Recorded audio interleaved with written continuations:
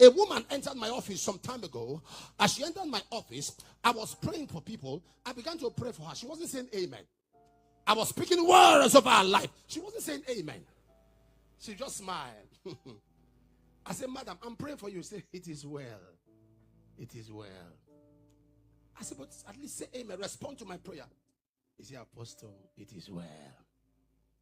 I was so interested in talking to her. And I said, can you sit down? I said, others shift. Woman, sit here. Tell me, you look like somebody who loves God, but you have become so discouraged. He said, Apostle, I met a man.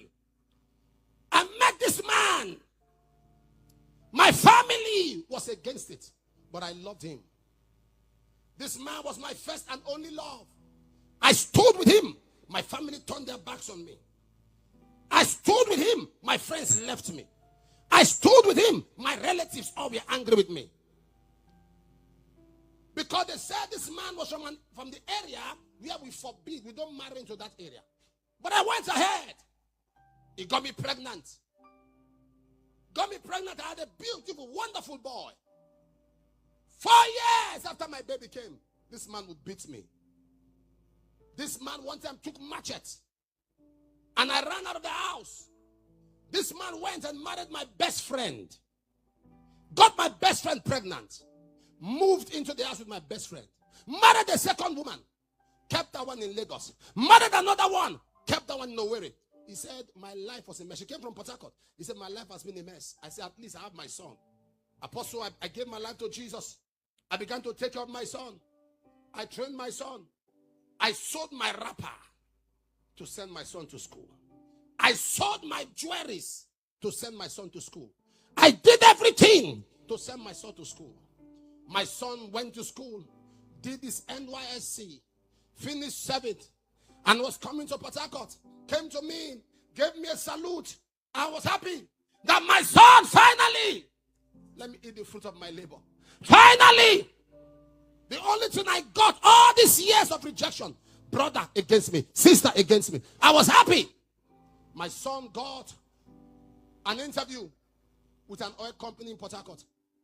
I was excited. I prayed for him. My son was on his way to the interview. The vehicle my son was in ran into a trailer. Apostle, only my son died. And you are telling me you are telling me God bless me. Apostle, it is well.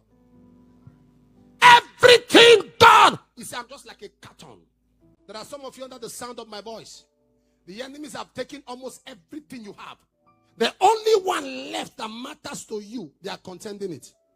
They have taken everything. Business, they took. Home, they took. The only child left, they came for it. There are many people today, the only thing they have is what the devil is after. The only thing that makes them happy.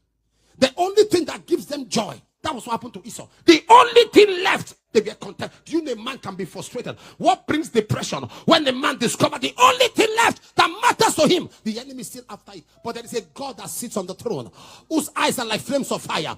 If the enemy is after what makes you happy, if the enemy is after the only thing that gives you joy, God will reply that devil. God will reply that devil. God will reply that devil. God will reply that enemy. God will reply that enemy. They said you will not celebrate. I cancel it. They are after what gives you joy. I cancel it. I say I cancel it. I say I cancel it. I say I cancel it. I say I cancel it. Be seated. Just one blessing. So before Esau came, Jacob collected the birthright.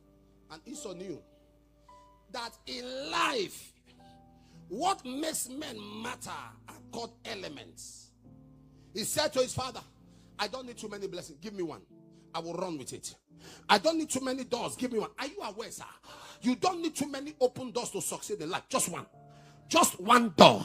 In Judges 16 verse 28, Samson said, just this one. Just this one. You don't need too many doors to open. Just one blessing. Just one idea can set you on top. Just one opportunity. Just one person you meet can turn your